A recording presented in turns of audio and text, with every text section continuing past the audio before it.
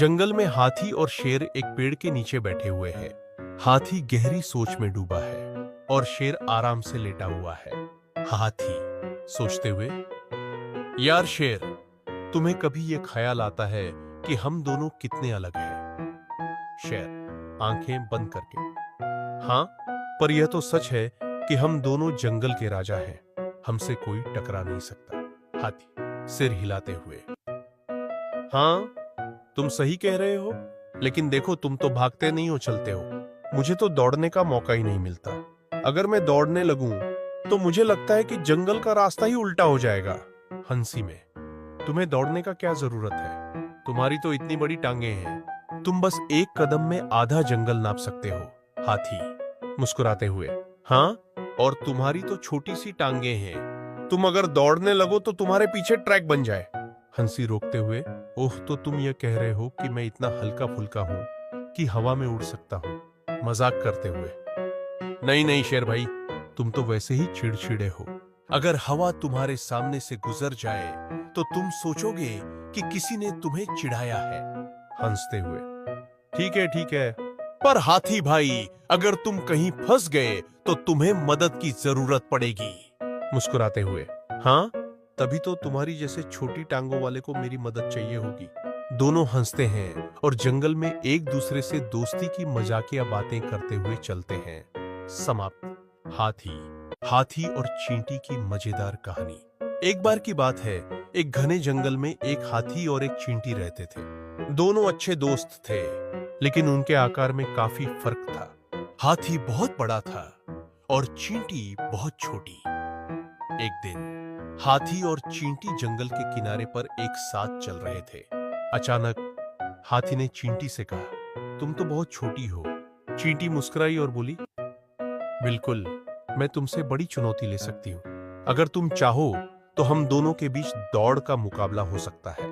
हाथी हंसी के साथ बोला, तुम दौड़ में मेरे साथ मुकाबला करना चाहती हो? यह तो असंभव है। देखो, मैं कितना बड़ा हूं और तुम कितनी छोटी हो। मैं तुम्हें हराऊंगा। चींटी ने एक चालाकी से कहा, ठीक है, हम दोनों दौड़ में भाग लेते हैं, लेकिन मुकाबला थोड़ी देर बाद होगा। हाथी ने सोचा, मुझे तो यह मामूली सी बात लगती है। फिर दोनों दौड़ के लिए तैयार हो गए। चींटी ने जंगल के एक गहरे कोने में जाकर अपने दोस्तों से मदद ली। जैसे ही दौड़ शुरू हुई, हाथी ने पूरे रास्ते को कवर किया, लेकिन पीछे से चींटी अपने सारे दोस्तों को भेजती रही, जो हाथी के सामने आकर उसे रुकने के लिए बाधित कर देते थे। अंत में हाथी थककर रुक गया, जबकि चींटी अपनी चालाकी से जीत गई। हाथी को समझ में आ गया कि आकार और ताकत हमेशा जीत नहीं दिलाती।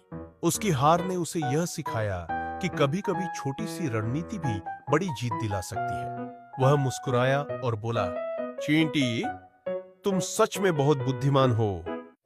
कड़ी मेहनत का फल। छोटे से गांव में एक लड़का रहता था, जिसका नाम रोहन था। वह गरीब था, लेकिन उसकी मेहनत और लगन बहुत ज्यादा थी। वह स्कूल में सबसे अच्छा छात्र था, लेकिन उसके पास पढ़ाई के लिए किताबें या सामग्री नहीं थी। फिर भी उसने कभी हार नहीं मानी। एक दिन स्कूल में एक महत्वपूर्ण प्रतियोगिता का आयोजन हुआ। यह प्रतियोगिता पूरे जिले में थी और जीतने वाले को एक बड़ी स्कॉलरशिप मिलने वाली थी। रोहन ने ठान लिया कि वह इस प्रतियोगिता में भाग लेगा। उसके पास पढ़ाई के लिए कोई खास संसाधन नहीं थे, लेकिन उसने पुरानी किताबों और अपने दोस्तों से मदद लेकर तैयारियां शुरू की। रोहन दिन रात मेहनत करता और किसी भी मुश्किल को अपने रास्ते का रोड़ा नहीं बनने देता।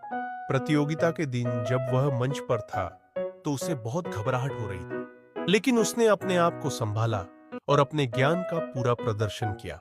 अंत में रोहन ने प्रतियोगिता जीत ली और उसे एक शानदार स्कॉलरशिप मिली। यह जीत सिर्फ एक पुरस्कार नहीं थी, बल्कि यह उसकी मेहनत और समर्पण का परिणाम था। रोहन ने साबित कर दिया कि अगर मेहनत सच्ची हो और लक्ष्य स्पष्ट हो, तो कोई भी मुश्किल हमें हमारे सपने पूरे करने से रोक नहीं सकती। रोहन की यह कहानी हमें यह सिखाती है कि हालात चाहे जैसे भी हों, अगर हम अपने लक्ष्य को लेकर ईमानदार और मेहनती हों, तो सफलता जरूर मिलती है।